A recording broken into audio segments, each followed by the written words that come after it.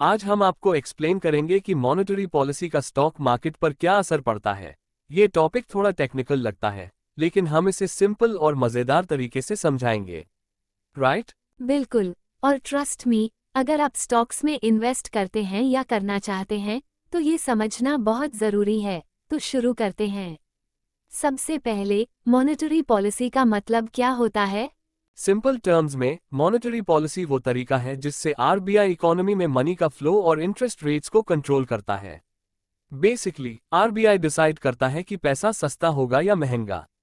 इसका सीधा असर इन्फ्लेशन, लिक्विडिटी और लोन्स पर पड़ता है, और इनडायरेक्टली ये स्टॉक मार्केट को भी इन्फ्लुएंस करता है। एग्जैक्टली। और मॉनेटरी पॉलिसी का सबसे बड़ा टूल है रेपो रेट। रेपो रेट वो रेट है जिस पर आरबीआई बैंकों को पैसा उधार देता है। अब रेपो रेट का स्टॉक मार्केट पर क्या असर होता है, वो समझते हैं। अगर रेपो रेट बढ़ा तो लोन्स महंगे हो जाते हैं।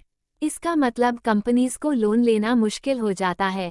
अब जब कंपनीज नए प्रोजेक्ट्स में इन्वेस्ट नहीं करेगी तो उनकी ग्रोथ स्लो हो जाएगी, और ये इन्वेस्टर्स को पसंद नहीं आता। ऐसे में स्टॉक्स के प्राइसेस गिर सकते हैं। सही कहा। एग्जाम्पल के तौर पर मान लो तुम एक स्टार्टअप चलाने वाले हो। अगर तुम्हारे लोन की मंथली इंस्टॉलमेंट अचानक बढ़ जाए तो तुम्हारे पास बिजनेस ग्रो करने के लिए कम पैसा बचेगा। इन्वेस्टर्स ये देखेंगे और तुम्हारे स्टॉक्स बेच सकते हैं। और दूसरी तरफ, अगर रेपो रेट घटा तो लोन सस्ते हो जाएंगे, कंपनीज ज्यादा बोरो करेगी, इन्वेस्ट करेगी और उनकी ग्रोथ होगी। मतलब ज्यादा प्रॉफिट्स और स्टॉक्स की डिमांड बढ़ जाएगी, प्राइसेस भी ऊपर जाएंगे। बिल्कुल सही। अब रेपो रेट के अलावा एक और चीज है, लिक्विडिटी, यानी मार्केट में पैसे का फ्लो। अगर आरबीआई लिक्विडिटी कम करता है, जैसे बॉन्ड्स बेचता है या रेपो रेट बढ़ाता है, तो मार्केट में पैसा कम हो जाता है। इन्वेस्टर्स के पास स्टॉक्स खरीदने के लिए कम पैसा होता है, डिमांड गिरती है और स्टॉक्स की प्राइसेस भी नीचे आ जाते हैं। और अगर आरबीआई लिक्विडिटी बढ़ाता है, जैसे बॉन्ड्स खरीदता है या इंटरेस्ट रेट्स घटाता है, तो मार्केट में कैश फ्लो बढ़ता है। अब लोग ज्यादा इन्वेस्ट करेंगे, डिमांड बढ़ेगी और स्टॉक्स के प्राइसेस ऊपर जाएंगे। अब एक और फैक्टर जो स्टॉक मार्केट को डायरेक्टली हिट करता है, इन्फ्लेशन यानी महंगाई। अगर इन्फ्लेशन ज्यादा है तब आरबीआई इंटरेस्ट रेट्स बढ़ा देता है ताकि महंगाई कंट्रोल हो सके। इसका मतलब लोन्स महंगे हो जाते हैं, लिक्विडिटी कम हो जाती है और स्टॉक मार्केट गिर जाता है। और अगर इन्फ्लेशन कम है तो आरबीआई इंटरेस्ट रेट्स घटा देता है, इससे मार्केट में पैसा बढ़ता है, कंपनीज ग्रो करती हैं, लोग ज्यादा खर्च करते हैं और स्टॉक मार्केट ऊपर चला जाता है।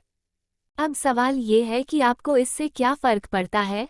फर्क ये है कि मॉनेटरी पॉलिसी की अनाउंसमेंट से स्टॉक मार्केट की पूरी डायरेक्शन बदल सकती है। अगर रेपो रेट बढ़ा तो मार्केट गिर सकता है, रेपो रेट घटा तो मार्केट में रैली आ सकती है। तो आपको हमेशा ये 3 चीजें ट्रैक करनी चाहिए। 1. आरबीआई की repo rate announcements.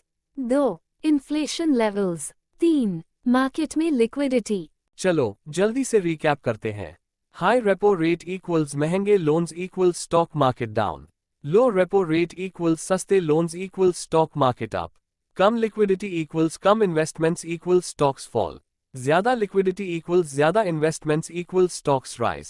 High inflation equals stock market negative. Low inflation equals stock market positive. Basically monetary policy वो रिमोट है जिससे आरबीआई स्टॉक मार्केट की चाल सेट करता है। इसे समझना जरूरी है अगर आप अच्छे इन्वेस्टर बनना चाहते हो।